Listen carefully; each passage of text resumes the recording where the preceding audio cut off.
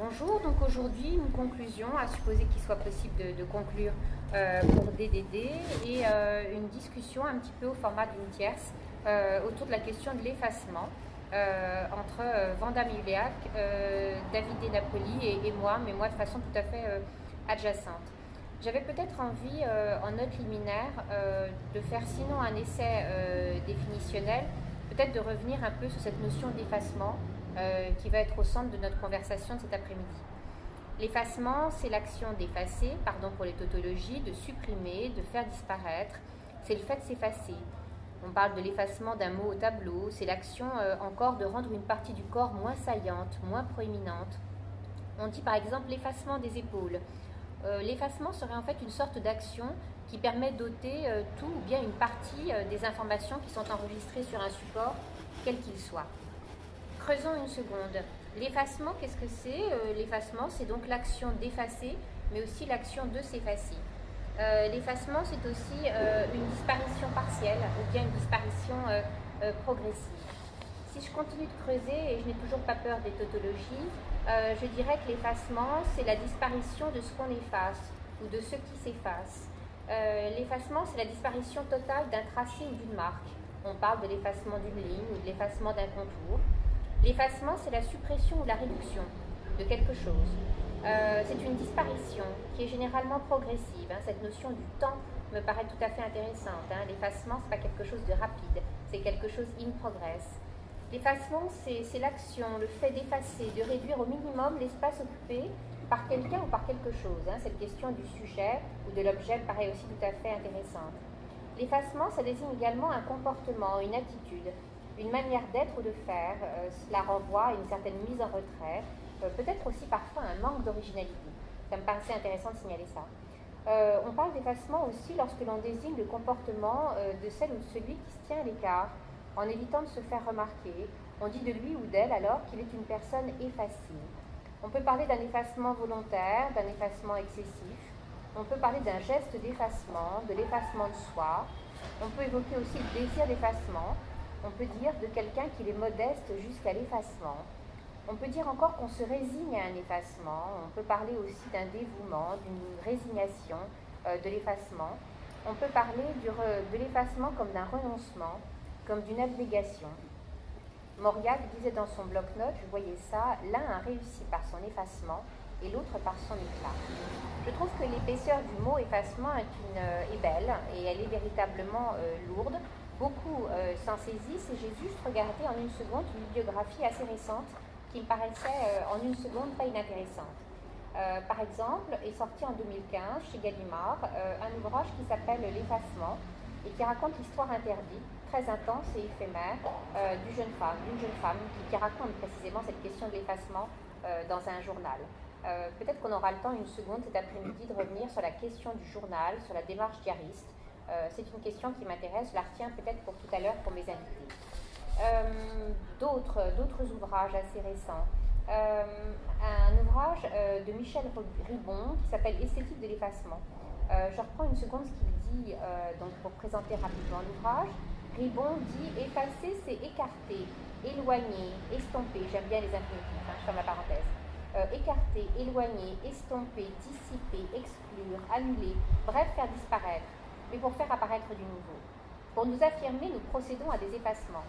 Telle est la démarche exemplaire de l'art qui, dans la cruauté nécessaire de son geste créateur, efface jusqu'à les détruire des apparences stériles, des figures hostiles et des mondes anciens, pour conquérir, pour signifier, pour transfigurer, bref, pour faire apparaître, par-delà ce qui est insignifiant, usé ou néfaste, des mondes neufs.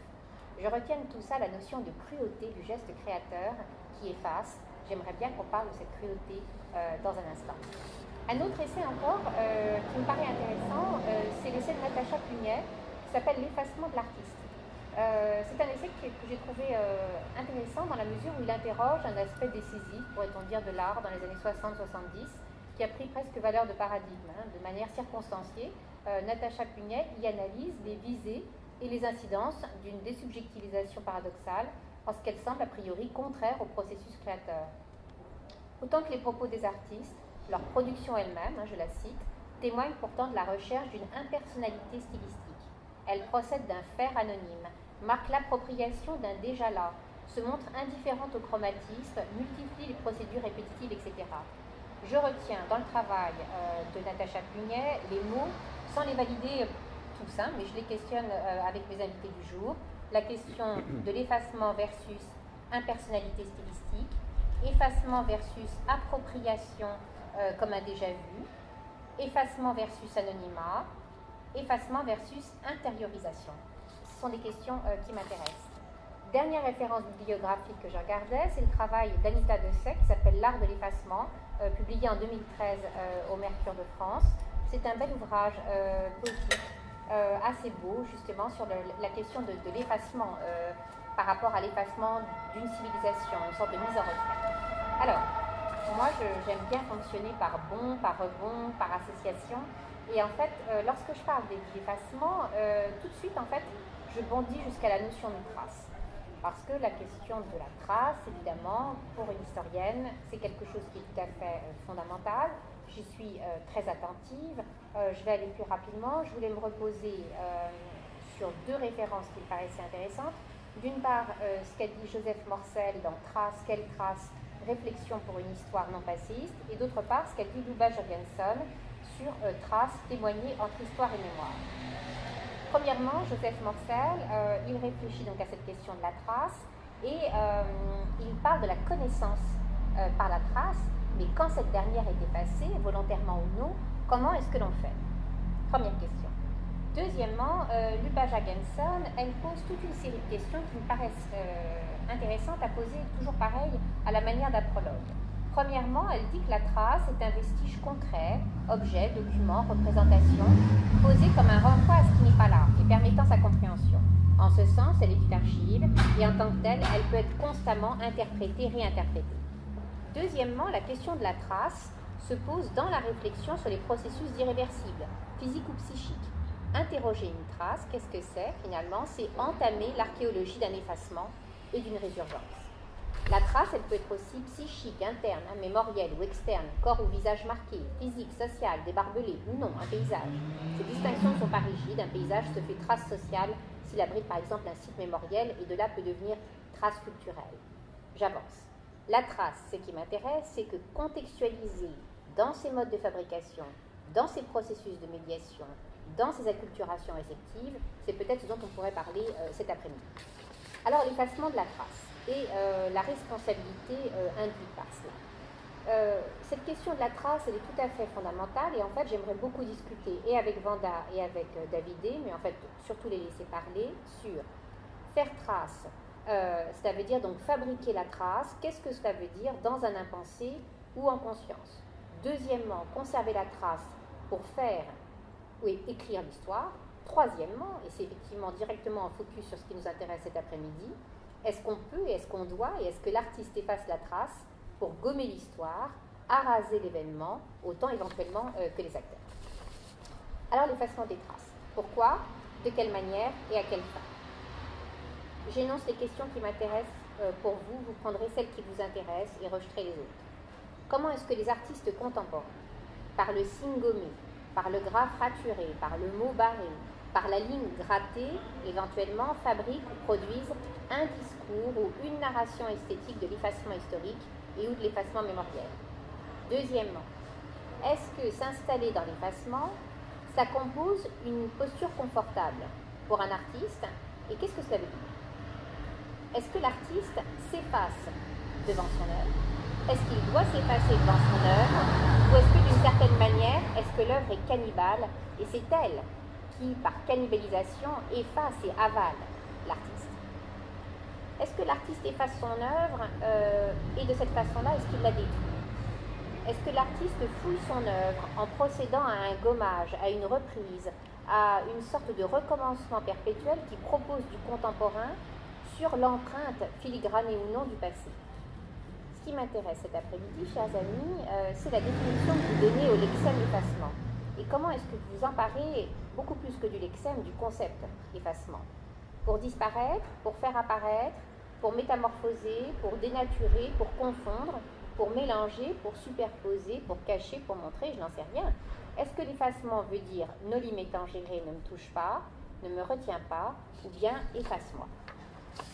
Voilà. Bon. Alors, Noli Me Tangere, c'est le très beau livre donc publié dans la maison d'édition donc dirigée par Vanda Méléac. C'est mon camarade David et Napoli qui en a établi les textes et il nous est apparu cet après-midi qu'il était tout à fait intéressant et bien de faire ce lien, de créer cette connexion entre Noli Me Tangere, l'effacement et la question de la trace. Je pense que peut-être que ces trois morceaux-là, ces trois objets historiques-là, on pourrait tenter d'en faire une connexion intéressante. Je leur laisse la parole. Et alors, Noli Me Tangere, j'essaie de parcourir ce questionnement par rapport à Noli Me Tangere. Donc, Noli Me Tangere ne me touche pas. Hein, c'est cette phrase que Jésus, en sortant de ce tombeau, en fait, vide, dit à Maria Maddalena. Maria Maddalena qui au départ, elle n'avait pas reconnu. Il avait cru pour un jardinier, et après la voix justement de Jésus qui lui dit Maria, et elle reconnaît la voix. Et elle se lance pour, évidemment, le toucher. Et c'est là ce geste, le geste qu'on peut retrouver dans plusieurs peintures, hein, ce geste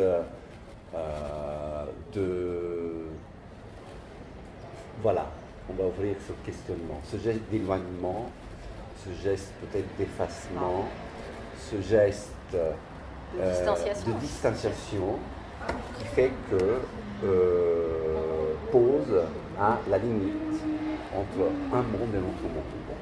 Ne me touche pas, ne me retiens pas aussi. Ne me retenir ici parce que déjà mon corps, il n'est pas là.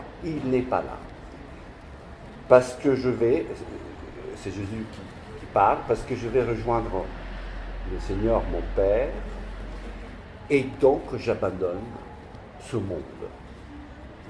Abandonner le monde, ça veut dire s'effacer du monde. S'effacer de ce monde-là pour prendre une autre apparence qui, dans ce monde-là, c'est de l'ordre de l'absence. Parce que cette apparence dans ce monde-là, c'est l'absence. Une absence qui, dans le cas de Noli Me Tangere, devient trace de ce geste. D'ailleurs, dans les peintures, on pourrait voir, en fait, quand on voit Rembrandt, Giotto, Veronese, c'est comme une diagonale. Hein. Il y a toujours ce geste de Jésus et Maria Maddalena qui est là. Et donc, cet effacement, cette ligne virtuelle, et d'effacement d'un monde à un autre monde. Mais avec cette absence, qui dans le cas spécifique, devient une sorte de présence en voie de disparition. Moi, je crois que dans notre Noli Me Tangere, qui est une sorte d'opéra, parce qu'on a la danse, on a le texte qui explose dans tous les moments, qui fait exploser l'image, qui fait exploser aussi le son, et donc l'effacement, si on peut dire, il se trouve entre le visible et l'invisible. Donc on va effacer qu'est-ce que c'est pas visible. Déjà c'est absurde, mais c'est la vérité en tout cas dans cette conception que j'ai eue en toi, parce que c'est une sorte de triangularité. Déjà, la couverture annonce la couleur. Voilà. C'est un interdit en toi. Donc, on s'est interdit entre nous. Moi, quand j'avais fait le concept avec Davide Napoli, texte, et Isabelle Morel, gestuelle. Parce que moi, je ne sais pas, au moment donné, on a dit qu'elle va signer le design chorégraphique. Parce que vraiment, dans ce livre, on peut le voir vraiment, voilà, elle fait de son mouvement, qui est d'abord un design, voilà, qui se transforme en design chorégraphique. Est-ce que tu pourrais peut-être, pardon de te couper, expliquer ce que tu mets derrière cette notion de design chorégraphique? Je pense que c'est la première fois que je l'entends et je voudrais bien ton sentiment parce que la notion m'intéresse. Donc le design chorégraphique, c'est une appellation que j'ai déjà utilisée il y a 5 ans pour le travail d'Isabelle Morel, entre parenthèses. Elle a fait École de Louvre. Donc elle a dans son ADN une sorte de culture, des résidus de culture classique. Et donc dans ce design, voilà, elle reprend des postures classiques connotées d'une façon très, très historique. Donc elle refait l'histoire de l'art dans une gestuelle contemporaine. Voilà. Donc là, on peut trouver aussi une sorte de proche de mot. Voilà, c'est le cri. Oui. Mais c'est le cri dans un sort de design gestuel, chorégraphique et tout ça. Donc là aussi, on peut voir ça aussi. Donc elle dessine avec son corps et son costume que j'ai utilisé pour elle, je l'ai conçu pour elle. Cet design qui a des voilà, celui-là, voilà, c'est comme ça, ouais. Qui a des morceaux, là ici, des brûlures, ah là là, qu'il brûle. Voilà. Des brûlures. Voilà, des brûlures. Ce sont les mots qui brûlent. Donc, alors les mots qui brûlent, c'est donc la trace qui s'en va. Est-ce que l'un et l'autre vous donneriez des définitions de cette trace et pourquoi la trace visible est peut-être plus belle quand elle devient invisible? Après, voilà. Pour continuer. Qu'est-ce qui fait trace et qu'est-ce qui est et quand est-ce qu'on efface la trace? Et voilà, quand est-ce que la trace est visible, quand est-ce qu'elle est invisible, et où est l'esthétique de la visibilité et de l'invisibilité de la trace? Et alors, si on continue l'histoire, on continue cette histoire, dans des postures qu'Isabelle Morel a pris, et des postures que Isabelle Morel pratique dans la performance, dans le spectacle non métal. Des postures que Vandermeer a appelées design chorégraphique, qui font à l'intérieur de cet espace, l'espace de la performance, à l'intérieur de cet espace, qui font, avec la parole et la musique, qui font écho, trace entre la parole et le geste du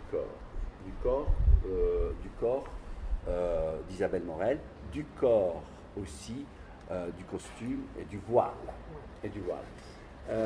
Qu'est-ce qui fait que cette trace qui est évidemment, qu'on appelle à la visibilité, qu'est-ce qui fait que cette trace qu'on appelle à la visibilité, elle est, je dirais presque, présente dans ce côté invisible. Oui, elle devient plus forte, plus présente dans ce côté invisible. Non limitangere, en tout cas au niveau textuel, vient dans le texte que j'écris, inconsciemment ou pas inconsciemment, il y a évidemment référence. Évidemment. C'est sur le vide.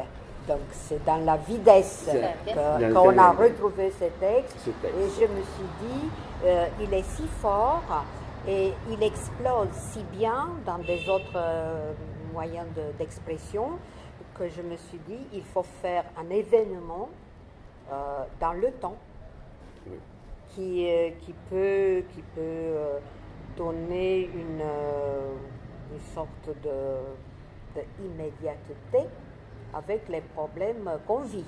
Donc, par exemple, moi je ne vous cache pas que dans toutes ces postures d'Isabelle, je retrouve un double langage vraiment entre les émigrés et nous. Moi, je trouve que là, c'est une sorte d'exil, dans une sorte d'ex-exil de l'artiste, dans un territoire assumé. Donc là, on trouve les médiums. Voilà. Est-ce que tu peux parler de la métamorphose d'un spectacle en livre? C'est une question que je me suis posée quand j'ai lu le livre, où je me suis dit, ce livre me plaît beaucoup parce que je le lis et en même temps que je le lis, je vois le spectacle. La question était de savoir si fallait-il faire un livre, et je pense que vous voyez bien où je veux en venir, fallait-il faire un livre pour faire trace, précisément. Voilà, c'est ça. Parce que tous les événements, ils passent, bon, sont les spectateurs qui viennent, la vidéo qui reste toujours, mais j'aimerais bien, et je crois que David il est d'accord, qu'il faut faire trace. Pas laisser trace, faire trace. Voilà. Est-ce que vous voyez bien dans quelle idée, je fais exprès de poser des questions. Est-ce que ce livre trahit et dénature éventuellement le spectacle? Est-ce qu'il propose un autre type de trace ou est-ce qu'il rend compte au plus près de la trace première que non, vous aviez il trahit le trace. Il me semble bien. Il installe la trace ailleurs ou l'effacement de la trace ailleurs. Mais voilà. Est-ce que vous pouvez me dire l'un et l'autre l'effacement de la trace dans le spectacle et l'effacement de la trace dans ce livre et pourquoi, entre guillemets, est-ce que précisément le fait qu'il y ait les deux est si intéressant pour nous et qui pouvons regarder et qui pouvons lire? Tu peux répondre, après je réponds aussi, comme tu veux. Voilà.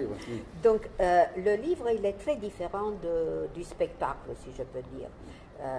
D'abord parce qu'il se feuillette. Donc, on a le geste de passer de et un temps et une temporalité particulière aussi. Tout à fait. C'est le livre qui se tourne. Oui, qui se tourne. Dans le livre, bon, seulement dans le 10 de tête, on va avoir le CD avec la voix de David et la musique interprétée par Cornelia Petroiu au violon. Et donc, là, on ne l'a pas dans ce livre-là. Donc, c'est en trahison. Oui, mais c'est un beau silence. C'est un silence qui permet de s'installer ailleurs, précisément. Et c'est ça que vous avez cherché aussi. C'est un livre silencieux. Et moi, ça ne m'a pas gênée. J'ai constamment eu le sentiment que cela m'obligeait à inventer une musique que je ne connaissais pas, alors même que c'est un livre musical et c'est un livre silencieux. C'est un livre qui est silencieux et qui a effacé cette musique. C'est pour ça qu'il est beau aussi, parce qu'il est très austère, alors même qu'on imagine presque derrière la cacophonie du bruit, et il est silencieux. Ça le rend très beau. Déjà, le fait qu'il est traduit en 4 langues, bon, il est écrit en français, traduit en italien, traduit en roumain, et plus que ça, on a la traduction en latin. Donc déjà, c'est un clin d'œil de traducteur le traducteur qui trahit. Traditore. Donc on a cette de trahison. L'épaisseur historique, elle est là. Oui, tout à fait. Donc l'histoire, parce que moi je croyais qu'on va parler plutôt de l'histoire qui se fond dans l'œuvre, là c'est le fondu. On ne peut pas dire. Je ne sais pas qu'est-ce que c'est. Et alors, pour justement passer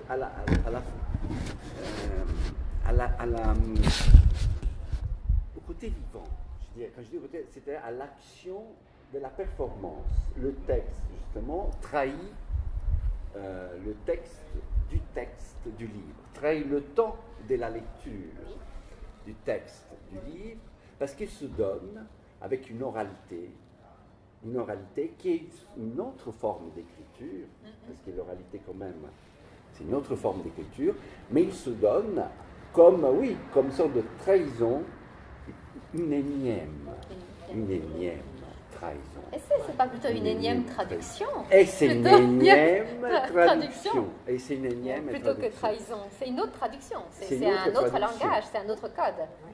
C'est notre code parce que, juste pour rentrer dans le détail, dans la performance, le texte est dit, je le dis différemment.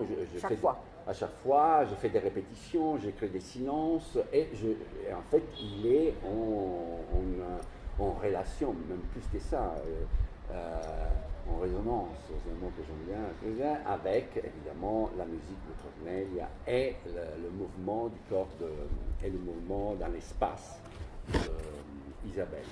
Le texte trahit. Mais justement pour revenir en arrière et faire à nouveau ce passage, il y a justement dans Noli Tangere, ah oui, on va parler de ça, oui. Il y a ce Noli Tangere, ce geste de Jésus, ne me touche pas, ne me retiens pas, ne m'efface pas, je ne veux pas rester, ou peut-être il y a des traductions qui disent je ne peux pas. Moi, ce que j'aime, juste par ton micro ainsi, c'est pour dire encore l'inquiétude dans laquelle nous sommes, comment traduire Noli Tangere. C'est ça qui est beau. Oui. C'est l'impossibilité dans laquelle nous sommes encore aujourd'hui, malgré les énièmes traductions. C'est-à-dire que vous proposez une traduction, mais qui n'est pas encore la bonne. C'est une autre traduction.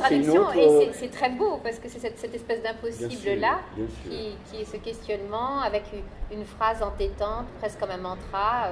Tout le monde connaît Noli Tangere. Et je pense qu'on ferait un micro-trottoir, on demande aux gens comment vous traduisez Noli Tangere, et on a 150 versions. Donc c'est ça que je trouve qui est très beau aussi. C'est-à-dire que vous attrapez une notion qui est de l'ordre de la légende urbaine, acculturée par nous tous, et vous proposez dans ce livre autre chose encore. Oui, mais là, qu'est-ce que je crois que c'est intéressant aussi dans ce livre-là et dans les performances, qu'on a aussi un discours subliminal, en tout cas moi je l'ai voulu, entre la présence, l'absence et l'image de l'absence.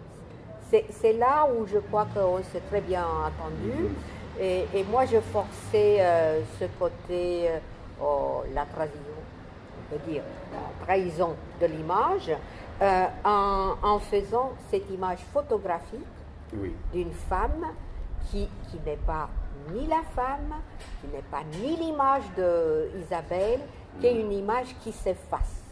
Mais qui s'efface en le voyant. Qui efface le corps. Ah oui, tout à fait. Qui efface tout à le corps. fait. Donc, c'est le pouvoir, si je peux dire, le pouvoir d'une image qui est photographique. Ça, une autre fois, je l'ai dessiné académiquement, c'était la même chose, donc on sait. Mais l'image, voilà, ça fait une très belle clin d'œil à la Pietà. Sont dans ce texte-là des résonances culturelles assez fortes. Je ne l'ai pas oublié, mais je voulais les effacer parce que Je me suis demandé, excusez-moi, si ce n'était pas de la transgression, là, plus que de l'effacement, précisément pour ça. C'est tu transgresses plus que tu effaces, non? Par cette image-là. C'est une transgression pour une création. Hein. C'est les questions que je pose autour de l'effacement. Est-ce que c'est effacer pour effacer, machin, ou c'est effacer pour proposer autre chose? Et là, c'est typiquement effacer pour transmuter, transfigurer, travestir. Travestir plutôt. Travestir aussi. Hein. Plutôt ce mot-là. Métamorphoser, travestir, est bien. Le travestissement, voilà, qui est aussi dans le texte. Parce que moi, je peux te citer des choses, des phrases qui... Où en fait, on trouve, je dirais presque par coïncidence inconsciente. Par exemple, quand tu parles de lascia la madre digerersi. Lascia la madre digerirsi, laisse la mère se digérer. Voilà. Las mama se digere pessine, en roumain. Et dans le texte, il y a le père aussi. Oui. Donc il voilà. y a quand même tous ces images. Je l'ai mis le père avant. Ouais. Donc, lascia...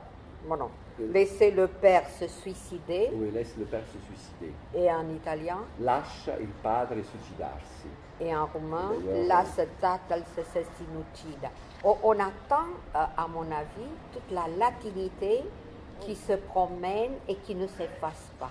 Et moi, j'ai beaucoup Je pensé voulais à ça. ajouter ça aussi parce que je crois que c'est important par rapport justement à ce discours sur la trace. C'est le toucher. C'est-à-dire, oui, ne me touche pas, ne me touche pas. Là, il y a ce geste qui empêche justement le toucher. Alors attention, comme tu as dit tout à l'heure, il y a tellement d'interprétations là-dedans qui sont...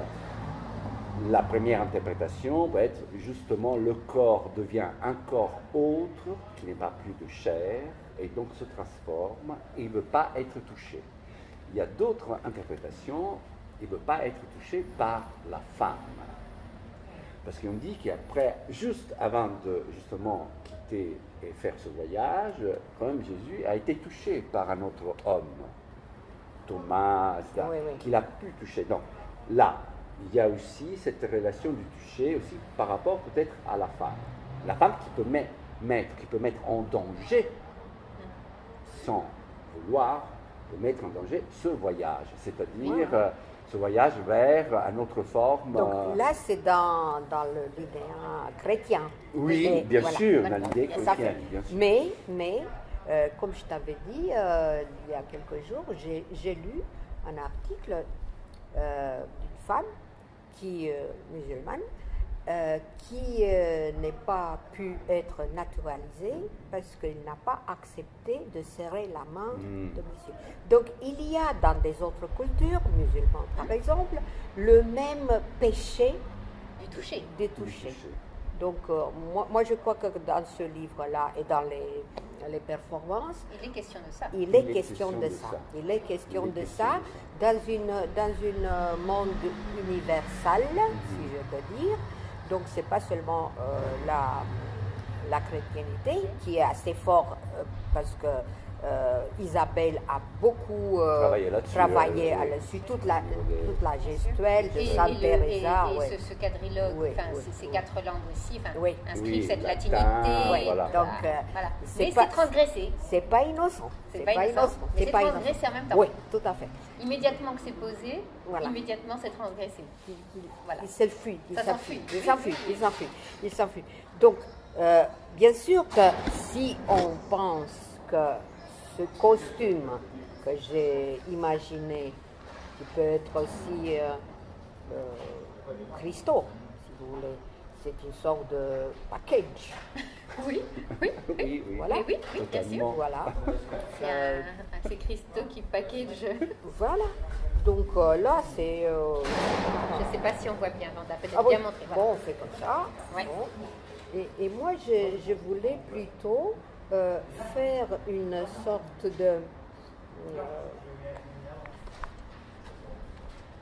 d'approche entre ce type de costume, je dis habit à lire, parce qu'on peut lire ce costume que j'ai créé, qui est une sorte de burqa, mais transformé.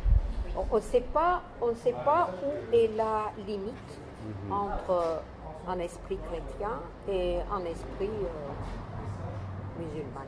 Je ne veux pas dire islamique. Alors je pose une grosse question un peu basique, mais après tout, la réflexion m'y enjoint. Comment est-ce que le costume fait trace ? Et là, voilà, comment est-ce que le costume dans ce livre à la fois recouvre tout et efface tout, ce qui n'est pas pareil, et habille aussi le discours. Là, voilà, le statut donné aux vêtements et aux costumes, d'ailleurs peut-être faire la différence entre vêtements et costumes dans cet ouvrage, comment est-ce qu'il recouvre, comment est-ce qu'il revêt, comment est-ce qu'il habille, comment est-ce qu'il efface. Donc, très étrange, cet habit, il cache et il montre dans le même temps. Oui. Donc, il cache un corps réel, il montre un corps virtuel, imaginaire, Oui. mais c'est une image. Donc là, on peut beaucoup parler de pouvoir de l'image dans notre culture. Là, c'est une image qui parle plus que le corps. Donc le corps se cache derrière une image de corps et le corps disparaît. Et dans le texte de Davidé, on voit ça aussi. Parce que c'est un texte très visuel. Est-ce que tu peux rappeler un petit peu l'élaboration de ton texte, justement, comment est-ce qu'il s'est élaboré par rapport à la performance, à côté de la performance, avec la performance, comment s'est organisé votre trilogue à vous trois, Vanda, la personne donc, qui performe, et toi, Isabelle, pardon, et toi-même. Comment ça s'est organisé pour donner Au corps commencement, c'était le verbe, il faut bien dire. Alors, voilà. Au commencement, c'était le verbe, dans le sens où c'était le texte. Ouais. Avec l'idée d'une Oli métangérée comme ça, attrapée, comment est-ce qu'elle Non, le est texte venue? est à l'intérieur d'un livre que j'écris qui s'appelle Vides, Vitesse du vide. Et il y a, c'est un voyage, c'est une sorte de tragédie du contemporain. Et à l'intérieur, il y a ce texte. Et ce texte, qui inévitablement, vu le titre qu'il porte, rythmique, je dirais, Et répétitif. est répétitif. C'est comme un mantra. Hein. Voilà, se donner déjà comme hypothèse, évidemment, un travail de performance, un travail. Et après, Vanda, justement, travaille sur ce texte par rapport à cette idée de performance, et on travaille tous les trois avec des phases différentes, dans le sens qu'on travaille tous les trois dans la discussion et dans la conception. Justement, alors, conception, costume, mouvement et texte, comment est-ce que s'agencent les trois et dans quelle temporalité? Je pense bien.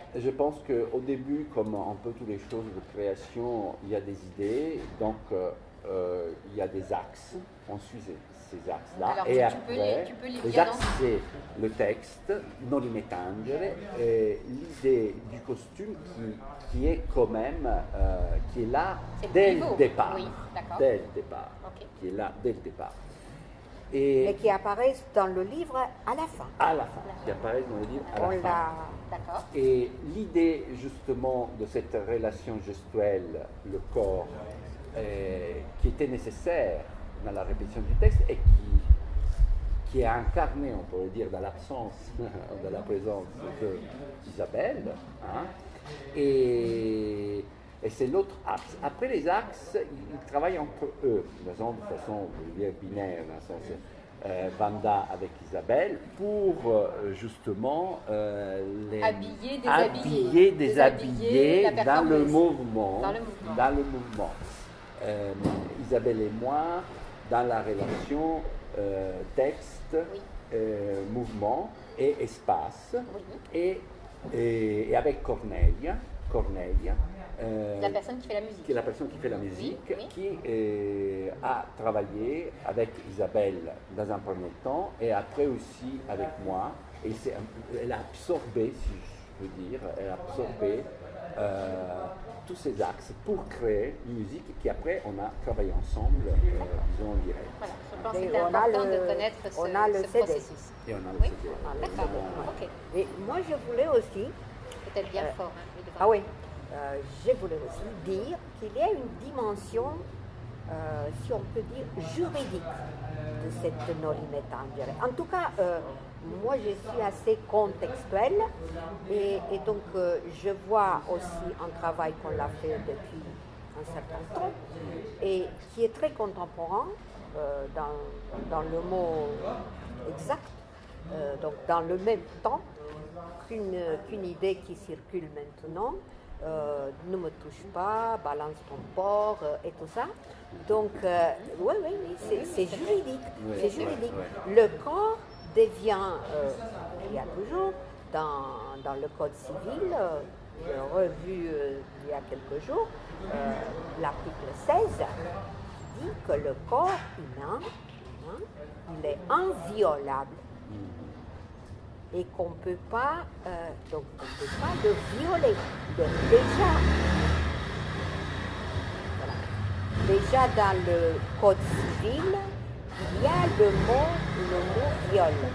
Je me suis dit, nous on n'a pas pensé à ça, mais si on retrouve quelques photos, on voit que la femme a cette peur d'être touchée, d'être violée. Donc, elle se cache. Donc, l'idée d'effacement, moi, je le vois effacement dans le drapement. Voilà, dans le drapage. Donc il faut bien dire que tous les deux, on a un plaisir pour la littérature. Bon, tu as un métier, la littérature aussi, moi non. Mais on est des bons dessinateurs. Donc, à propos de DDD, là c'est le concept, on peut dire, d'Azaïd. Moi je l'ai dit comme ça, parce que c'est un concept de Heidegger, je vais le laisser comme ça. Voilà. Et puis le design et le dessin. Et le dessin, à mon avis, il est partout. Et moi je peux te dire, quand j'ai lu, et quand j'ai eu cette idée de faire performance, et après le livre, moi j'ai vu que tes mots sont des objets. Je m'excuse, mais je l'ai vu comme ça.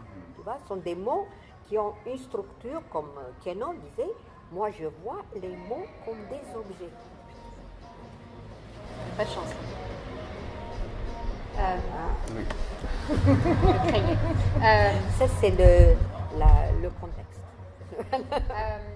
Ces objets, est-ce que tu peux voilà, parler des mots objets ça veut dire quoi? Tridimensionnel? Des mots tridimensionnels? Oh, au secours. Des mots tridimensionnels? Non? Pourquoi des mots objets? Bon, je peux te Ou dire. ou des mots ornements? La question. La question. Ça démarre. Voilà, hop. La question, voilà, du mot objet, du mot motif, du mot ornement et du mot concept. Oui, bah, ça on l'a. Donc, voilà, hop, il faut parler plus fort. Donc, moi j'ai trouvé, par exemple, dans ce contexte, le mot de... Comment tu dis exactement? Je ne veux pas... de ventre très ronde. Moi, je l'ai vu comme un objet. Je crois que... C'est une phrase peut-être que tu as... Oui. Je vais le chercher, je vais le trouver. Pourquoi comme un objet? Parce qu'elle est très métaphorique et qu'elle renvoie, qu'elle est visuelle, que c'est une écriture visuelle. Tu dirais que l'écriture de... Voilà, hop, je l'ai trouvé. Alors, tu dirais que l'écriture de Davidé, elle est fondamentalement visuelle. Moi, j'avais l'impression que la poésie l'emportait sur l'image, en tout cas dans ce livre, mais quand je l'ai lu, mais peut-être que je raconte n'importe quoi.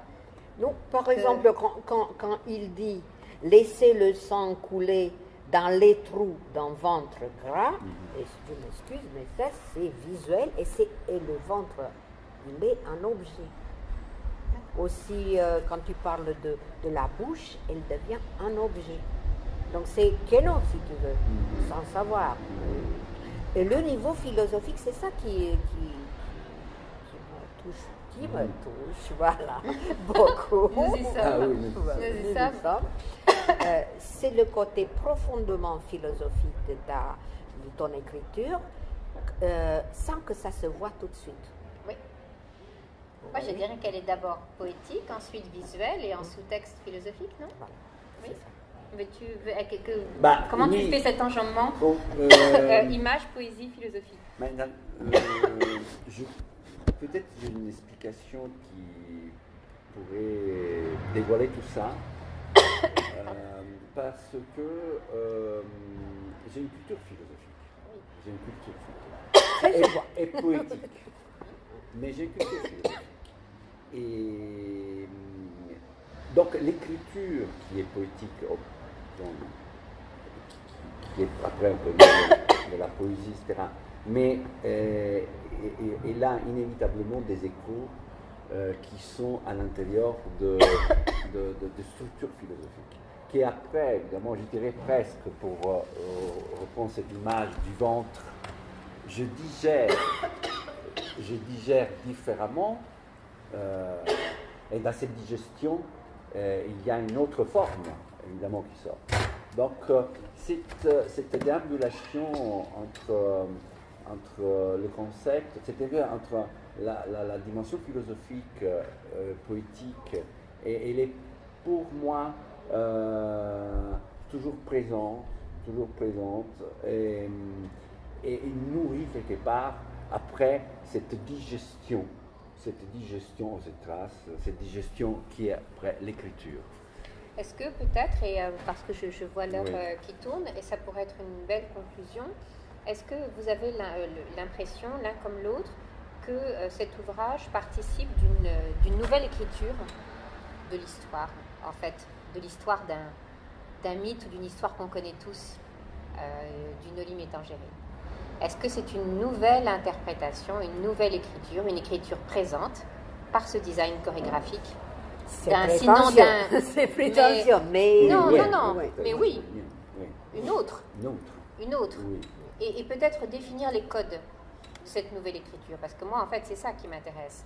Pourquoi une seconde, le livre me plaît, et sinon je ne serais pas là, c'est comment, ensemble, vous convoquez un mythe qu'on croit connaître, en déjouant tous les codes connus et en proposant une nouvelle écriture, un autre langage, pour revenir, voilà, c'est du très nouveau sur du très connu.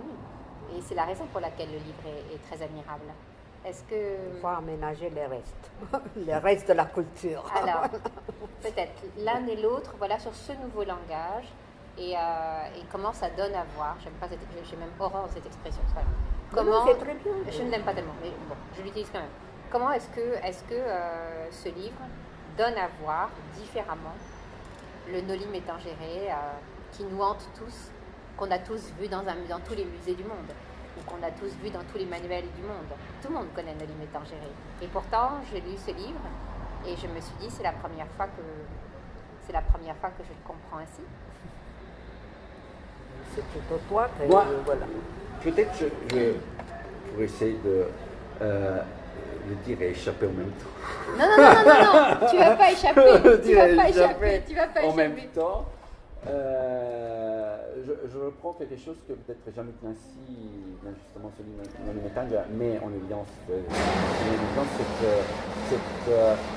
cette partance, c'est-à-dire ce corps qui part, mais lui il le met en évidence dans le sens, je dirais presque perpétuel. C'est le mouvement de la partance qui est intéressant, pas le fait que soit parti. Et c'est même dans le geste et dans la trace qu'il laisse invisible, c'est cette partance. C'est le voyage, c'est le voyage, trajet. c'est Ouais, le trajet. Moi, je disais le Invisible. passage. Le passage, voilà. la partance, celui qui part, ce voyage qui part, et ce voyage qui se représente pour la énième fois, en nous disant presque, et ça pour revenir aussi à une dimension, tout à l'heure on a cité des dimensions chrétiennes, musulmanes, une dimension chrétienne, c'est-à-dire sur le toucher et ce qui laisse trace par rapport à ce toucher. Peut-être que ne me touche pas, c'est la possibilité pour la énième fois, de cette façon, de laisser une énième trace, justement, parce que le toucher n'est pas advenu. Parce que quand le toucher adviendra, c'est justement là que la vérité disparaîtra. Mais avec les écrans qui le touchent pour effacer, ou que je touche un écran pour trouver quelque chose qui n'existe pas en réel, qui existe dans une logiciel, voilà. Oui, donc bien le sûr. toucher maintenant, à Oui. mon avis, en yeux et toute la théorie, ça va disparaître parce qu'avec les écrans tactiles, la tactilité disparaît en tant que Elle se relation. transforme. Elle se transforme. Voilà, elle se transforme. Ou elle est intermédiale. Voilà, C'est-à-dire c'est qu'il y a... plutôt ça. C'est plutôt ça. Donc, Ouais. avant, on se touchait, maintenant, on se touche par délégation. Oui. On ne se touche pas. C'est ça la vérité. On ne se touche pas. On fait semblant. Mais il a une autre dimension dans cette tactilité de tablette, d'écran, je ne sais pas. Et de ça, on peut parler des heures et des heures. Mais non, c'est toi qui as le mot de la fin. Alors, Noli Me Tangere, c'est Vanda qui conclut. Ah bon? Oui. C'est sans conclusion. Pardon? C'est sans conclusion. Sans conclusion? Il faut laisser ouvert. Il faut La laisser phrase pour toi, elle venait d'où? Tu la connaissais d'où? Tu l'avais lue où la première fois? Peut-être que ça c'est la conclusion de la conclusion. Vous vous en souvenez, vous, l'un ou l'autre, où vous l'avez? Moi, je pense que oui, je l'ai vu à Florence. Je pense immédiatement Florence. À Corrège. Voilà, tout de suite. Moi, je l'ai pas lu, je ne l'ai pas attendu, je l'ai vu. Donc, Alors, je l'ai vous l'avez vu, alors. oui. Donc, je l'ai vu dans de nombreuses peintures. C'est-à-dire que quelquefois, pardon, je te coupe, et c'est ce que je me suis dit, j'ai eu du mal à reconvoquer partout où je l'avais vu. C'est-à-dire que c'est multiple. Oui. C'est multiple et c'est vraiment dans une sorte d'héritage commun visuel qu'on a, où on se dit tous « Ah oui, bien sûr !» Et puis au moment où je voulais être dans l'énonciation de partout où je l'avais vu, les choses étaient un peu confuses dans ma tête parce que je l'avais tellement vu que je ne le voyais plus. C'est pour ça que les questions de visible, invisible... Là, c'est une très bonne conclusion. On l'a vu, on ne l'a pas vu. Voilà. On l'a pas vu. Bon. Okay, Je ne sais pas qu'est-ce qu'il a fait. Voilà. Merci Agnès. Merci à vous. Merci.